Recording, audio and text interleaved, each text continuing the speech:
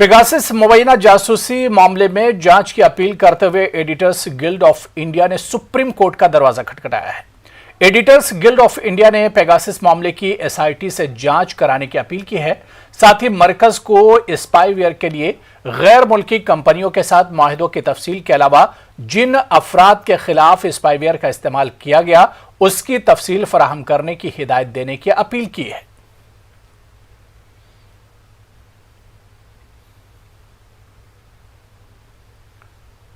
तो दूसरी तरफ पेगासस मुबैना जासूसी मामले पर मरकजी हुकूमत की जानिब से कोई ठोस जवाब नहीं मिलने पर महंगाई पर अवाम की नाराजगी को समझते हुए मरकज के खिलाफ कांग्रेस की सरबराही में तमाम हमख्याल अपोजिशन पार्टियां एक प्लेटफॉर्म पर जमा हो रही हैं।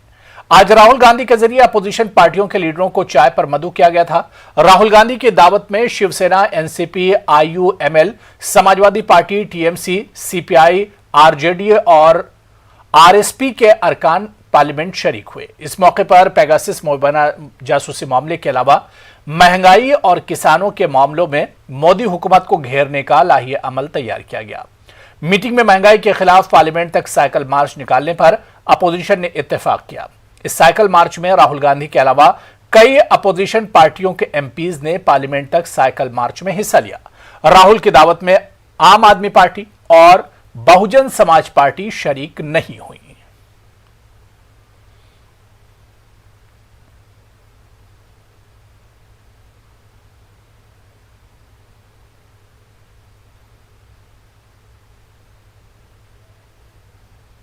कांग्रेस का विपक्ष के साथ ब्रेकफास्ट खत्म हो चुका है। सभी नेता बाहर आ चुके हैं। राहुल गांधी देखिए, ये रहे राहुल गांधी जो सरकार पर दबाव बनाने के लिए साइकिल से मार्च निकाले। साइकिल पर राहुल गांधी सवार हो चुके हैं और उनके साथ साथ आप देखिए जो कांग्रेस के सांसद हैं वो भी साइकिल पर सवार होगा। ये पीछे लोकसभा में विपक्ष के नेता अधीर रंजन चौधरी हैं, वो साइकिल लिए हुए हैं। राहुल गांधी है सुरक्षा कर्मियों के लिए एक बड़ी चुनौती बन गए हैं। राहुल गांधी को आगे सुरक्षित बढ़ाना एक ये चुनौती हो रहा है। राहुल गांधी मीडिया कर्मियों से घिरे हैं, सुरक्षा कर्मियों के लिए दिक्कत हो रही है। राहुल गांधी साइकिल पर आगे बढ़ रहे हैं। साइकिल पे मुश्किल हो रही है सर। हाँ, कुछ मुश्किल नहीं, मुश्किल है। सरकार दबाव में आएगी, आने का तो उम्मीद है। सरकार दबाव में आएगी। सरकार देखिए, हमें मुद्दे उठाना है, सरकार सदन में मुद्दे उठाने नहीं देते, इसलिए बाहर इस तरीके के मुद्दे उठाने की कोशिश करना पड़ता। और क्या सरकार पे दबाव पड़ेगा? बिल्कुल। राहुल गांधी साइकिल पर आ गए हैं गाड़ी से, एक बड़ी बात है। Rahul Gandhi, not only Rahul Gandhi, entire opposition leaders, along with Rahul Gandhi, is going by cycle. तो ये देखिए केसी वेणुगोपाल कह रहे हैं कि विपक्ष पूरा एक साथ चल रहा है और साइकिल पर आने से सरकार पर दबाव बनेगा। सर, विपक्षियों को दावत पे राहुल गांधी ने बुलाया, इसमें हुआ क्या? नहीं, सभी लोग मिलके वन वॉइस ये कहा कि पेगासस ये जो इस देश में जासूसी चल रही है इस पे चर्चा होना चाहिए और पार्लियामेंट और राज्यसभा में इस इश्यू को हम जो लिए हैं उसका समर्थन सभी ने किया और ऐसा हम लड़ते रहे। सर, तीसरा हफ्ता है, संसद नहीं चल रही है, तो लगता है कि आज की जो राहुल गांधी की मार्च है और आपका जो ब्रेकफास्ट पार्टी विपक्ष को दिए सरकार दबाव में आएगी? देखिए, हमारा काम लड़ना है, हम लड़ रहे हैं और जनता के इशू पे लड़ रहे हैं, तमाशा के लिए नहीं है। हमने फार्मर इशू पे लड़ा तो ट्रैक्टर रैली में राहुल गांधी भी, फिर उसके बाद हमने आज फ्यूल प्राइसेस और इन्फ्लेशन उसके ऊपर भी हमने पार्लियामेंट में लड़ने की कोशिश कर रहे हैं, लेकिन उसको चर्चा भी नहीं दे रहे हैं। तो हमारा मुद्दा जो है किसानों का, इन्फ्लेशन का और पेगासस का, इन मुद्दों पे हम लड़ते हैं। आप सब लोग साइकिल पर आ गए। अब ये केवल मैं और इस वक्त बड़ी खबर, दिल्ली पुलिस कमिश्नर को सुलह डील कौमी अक़लियती कमीशन के जरिए जारी किया गया है नोटिस। इस वक्त की बड़ी खबर हम आपको बता दें कि कमीशन ने गाजियाबाद के एसएसपी को भी नोटिस जारी किया है। कुणाल शर्मा और श्रृंगी यादव के खिलाफ कार्रवाई की गई है। अक़लियती कमीशन ने सवाल पूछा है। इस वक्त की बड़ी खबर, दिल्ली पुलिस कमिश्नर को सुली डील्स मामले में नोटिस भेजा गया है। जी हां, इस वक्त की बड़ी खबर, कौमी अक़लियती कमीशन के जरिए जारी किया गया है नोटिस। इस पूरे मामले की अगर हम बात करें तो कमीशन ने गाजियाबाद के एसएसपी को भी नोटिस जारी किया है। मुस्लिम लड़कियों की प्रोफाइल शेयर करने से पूरा मामला जुड़ा हुआ है। मुस्लिम लड़कियों की नीलामी से पूरा मामला जुड़ा हुआ है। अब अक़लियती कमीशन ने इस पर सवाल पूछा है। यह मामला काफी गरमाया था। कमीशन ने यह सवाल पूछा है कि इस तरह के कितने मामले रिपोर्ट हुए हैं। जी हां, इस वक्त की बड़ी खबर, सुली डील से जुड़ी हुई यह पूरी खबर है। दिल्ली पुलिस कमिश्नर को सुली डील मामले में नोटिस दिया गया है। आपको बताते चले कि बाकायदा सोशल मीडिया पर एक वेबसाइट चल रही थी जिस पर मुस्लिम लड़कियों की नीलामी की बाकायदा बातचीत चलती थी। मुस्लिम लड़कियों के प्रोफाइल पर इस पर तबसरा होता था, लेकिन दिल्ली अक़लियती कमीशन ने इस पर बड़ी कार्रवाई की है। और इस वक्त की बड़ी खबर यही है कि कुणाल शर्मा और श्रृंगी यादव के खिलाफ कार्रवाई, क्या कुछ कार्रवाई की गई है। अक़लियती कमीशन ने पूछा है कि जो गुनहगार हैं, जो कसूरवार हैं, उनके खिलाफ क्या कुछ कार्रवाई हुई है। कमीशन ने यह भी पूछा है कि इस तरह के कितने मामले रिपोर्ट हुए हैं। जी हां, मुस्लिम खवातीन, मुस्लिम लड़कियों से जुड़ा हुआ यह पूरा मामला था। पार्लियामेंट में भी यह मामला गूंजा था और इसके अलावा दिल्ली अक़लियती कमीशन ने इस पूरे मामले पर नोटिस लिया था। दिल्ली पुलिस कमिश्नर को सुली डील्स मामले में नोटिस जारी किया गया है। कौमी अक़लियती कमीशन के जरिए यह नोटिस जारी किया गया है। कमीशन ने गाजियाबाद के एसएसपी को भी बाकायदा नोटिस जारी किया है। इसके अलावा कुणाल शर्मा और श्रृंगी यादव के खिलाफ क्या कार्रवाई की गई है, अक़लियती कमीशन ने सवाल पूछा है। मुस्लिम खवातीन और मुस्लिम लड़कियों से मुताल्लिक सोशल मीडिया पर नीलामी की बात सामने आई थी। सोशल मीडिया पर मुस्लिम लड़कियों की प्रोफाइल से छेड़छाड़ से जुड़ा हुआ यह पूरा मामला है, जिस पर कौमी अक़लियती कमीशन के जरिए बाकायदा नोटिस जारी किया गया है। कमीशन ने गाजियाबाद के एसएसपी को भी नोटिस जारी किया है। बड़ा ही हसास मामला है जिसमें कौमी अक़लियती कमीशन ने नोटिस लिया है। अक़लियती कमीशन ने बाकायदा पूछा है कि जो कसूरवार हैं उनके खिलाफ क्या कुछ कार्रवाई हुई है। कमीशन ने यह भी पूछा है कि इस तरह के कितने मामले रिपोर्ट हुए हैं।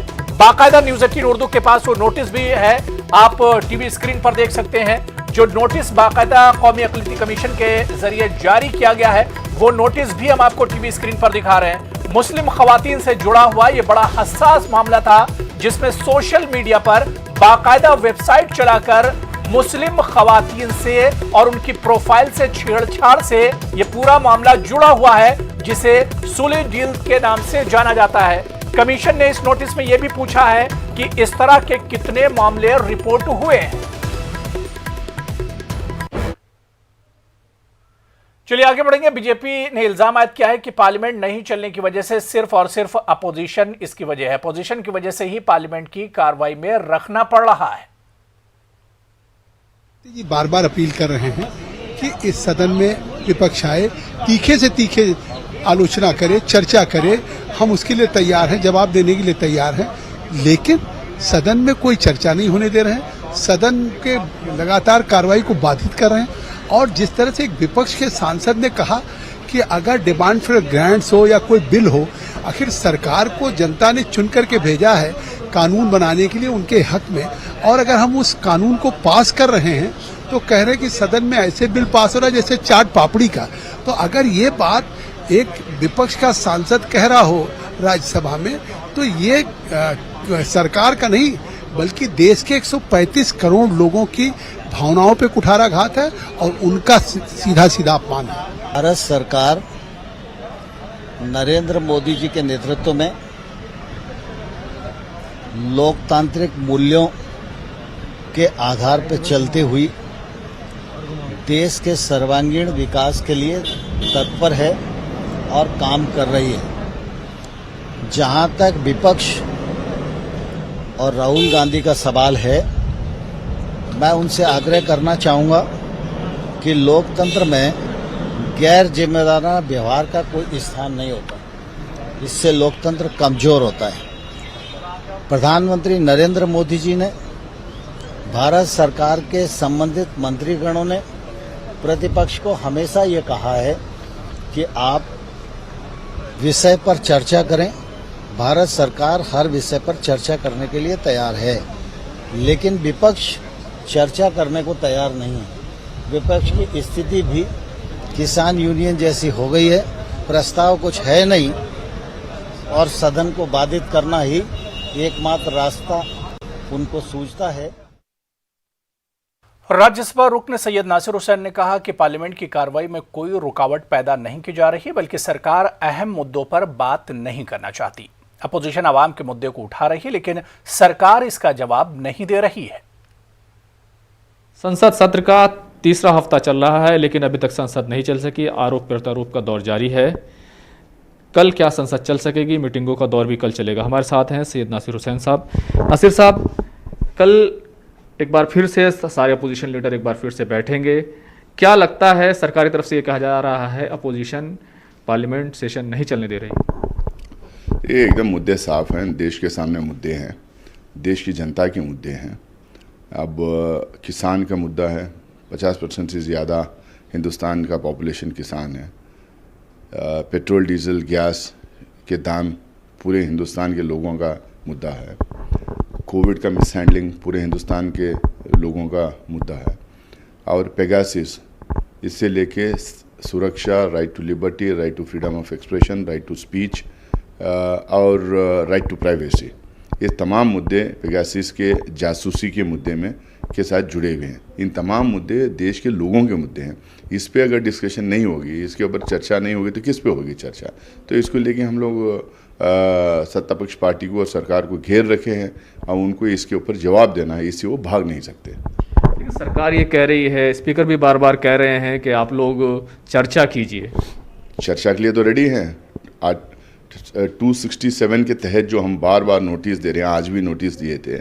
इन तमाम मुद्दों पर जो नोटिस दिए थे, किस लिए नोटिस दिए थे? चर्चा के लिए तो नोटिस दिए थे। हम कह रहे हैं सारा बिजनेस सस्पेंड करके इन मुद्दों पर चर्चा करें। हम नहीं, सिर्फ हम कांग्रेस पार्टी अकेले थोड़ी है, तो सारे अपोजिशन पार्टीज मिल के और सारे अपोजिशन पार्टीज अलग अलग से भी जो है इस 267 के अंदर नोटिस दिए हैं चर्चा की। आज भी पार्लियामेंट के बाहर किसानों के मुद्दे को लेकर पंजाब के अरकान पार्लियामान एहतजाज करते नजर आए। हरसिमरत कौर ने कहा कि जब तक सरकार हमारे इशू को नहीं सुनती और ज़राई कवानीन को वापस नहीं लेती, तब तक हम चैन से नहीं बैठेंगे।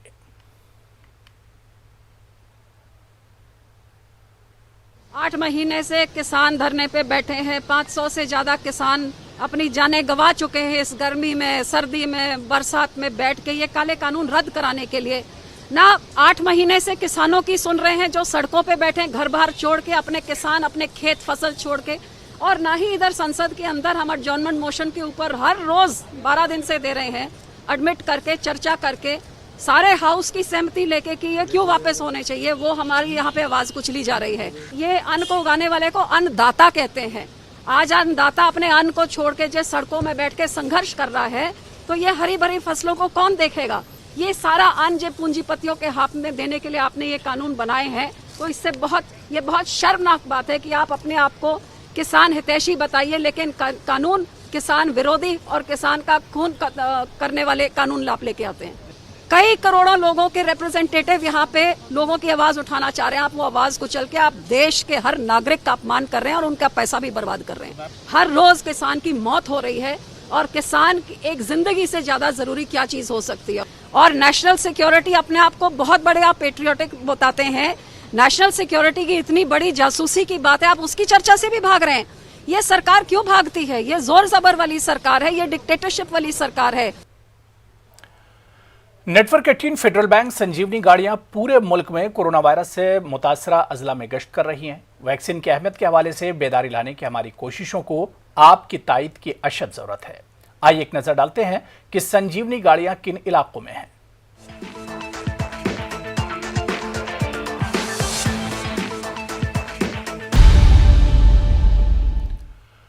मध्य प्रदेश में शिवराज काबीना की मीटिंग में जहरीली शराब फरोख्त करने वालों के खिलाफ सख्त कानून लाने का फैसला किया गया है। एमपी हुकूमत असेंबली के इसी इजलास में बिल पेश करेगी। बिल में जहरीली शराब बेचने वालों को उम्र कैद या फांसी की सजा की तजवीज़ रखी गई है। इसके अलावा जुर्माने की रकम को बढ़ाकर 20 लाख रुपये करने की तजवीज भी रखी गई है।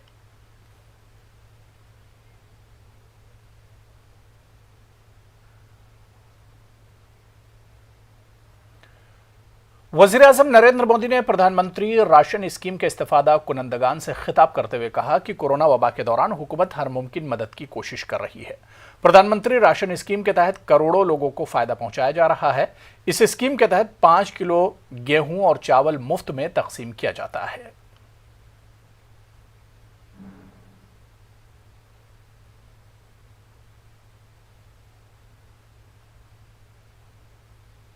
अन्न योजना के तहत एक साथ मुफ्त राशन वितरित किया जा रहा है। ये मुफ्त राशन वैश्विक महामारी के इस समय में गरीब की चिंता का काम करता है, उनका विश्वास बढ़ाता है।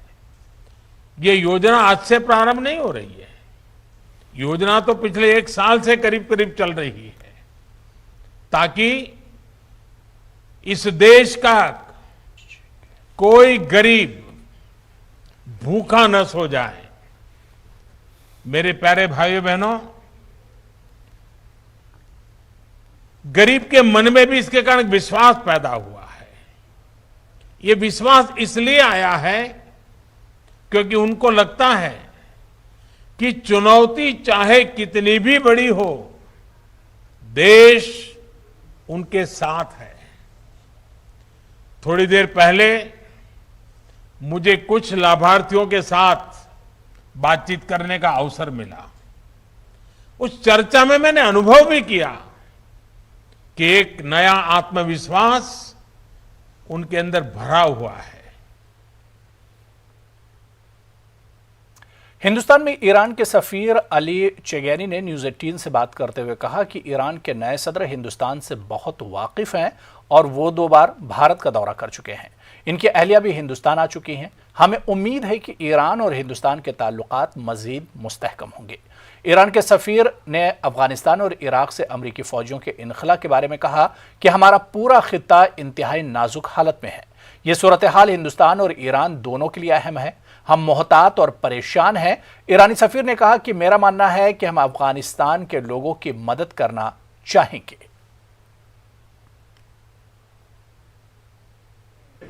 Indian people, Iranian people are rooted during the history, by culture, religion, and so familiar with the notions based on human dignity, based on common values, based on God dignity that given to human being. Out of which religion are you? Out of which language you are talking with? Out in which color are you? From which area are you? So this ceremony was celebrating that. So Dr. Dharmendra, he was Hindu, but he wrote about Prophet Muhammad. He wrote about Imam Ali. In the same way, he wrote about Guru Nanak. He wrote about the Ram. So he was a multi-religion man because all religion has the same common. If you see, they want to invite human being to the human dignities.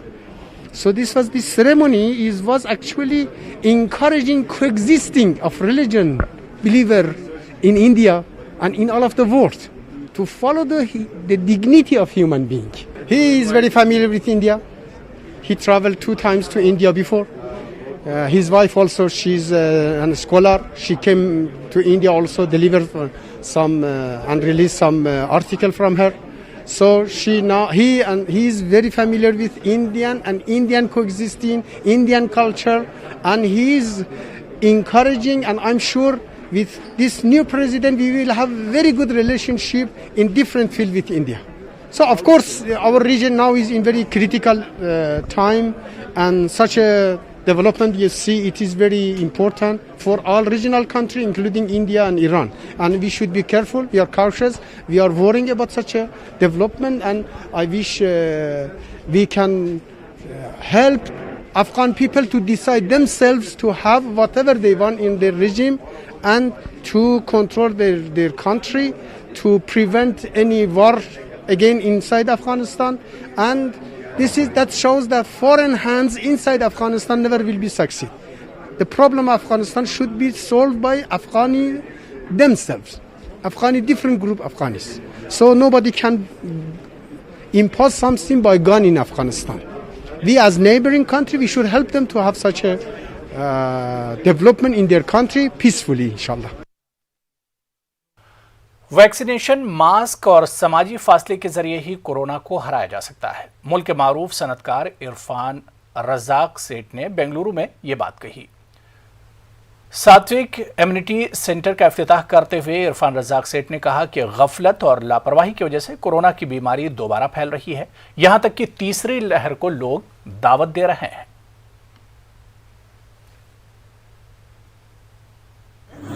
और सब को vaccination लेना चाहिए, डरने की कोई बात ही नहीं है।